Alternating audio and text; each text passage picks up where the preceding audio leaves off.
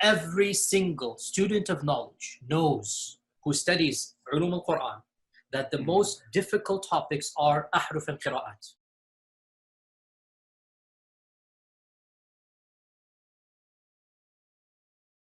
This is a topic that when you're the beginning student of knowledge, you're like, what is all of this going on here? When you go a little bit more, you learn to simply memorize what your teachers say and regurgitate it out.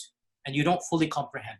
When you do a deep dive is when things get very, very awkward and difficult. And this isn't new.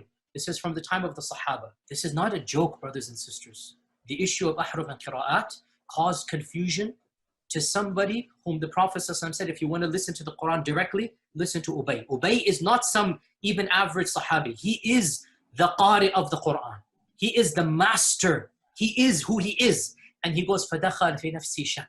What is all of this stuff?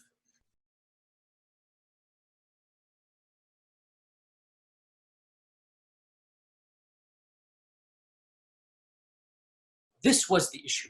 That the issue of ahruf and preservation and qira'at and relationships between them, these are very, very difficult issues. And the most advanced of our scholars, they're not quite fully certain how to solve all of the unanswered questions in there. Here's the point. These issues should only be discussed amongst people who know what the qira'at are and who understand some of these questions that are being raised. So is what you're saying, the shak that came, or not the shak, but the crisis that you had was in relation to this question of the relationship between the ahruf and the qira'at, basically? No. The crisis I had wasn't that. The crisis I had was, well, yeah, wait, that was what generated. But what was the crisis? The crisis was very simple.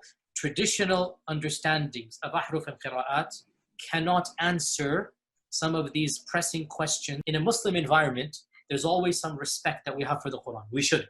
In a Muslim environment, we'll press a little bit and then we'll say, okay, khalas, sami'na wa ata'na. And that's great, alhamdulillah. When you go to academia, they don't have that red line. And they're going to just, you know, the famous story of the emperor with no clothes. They're going to just point out, no, that doesn't make any sense. Well, that's not true, and this and that. And they'll bring issues, which I'm not going to mention explicitly, that you know are true because they're in your own books. They're not inventing anything new. They'll bring you riwayat and they'll bring you athar, and then you add to that very well-known issues of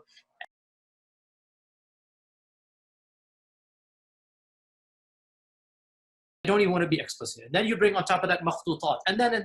And it's very clear to you and to every single very advanced student and specialist that the standard narrative has holes in it. That's what I'm going to say. The standard narrative does not answer some very pressing questions.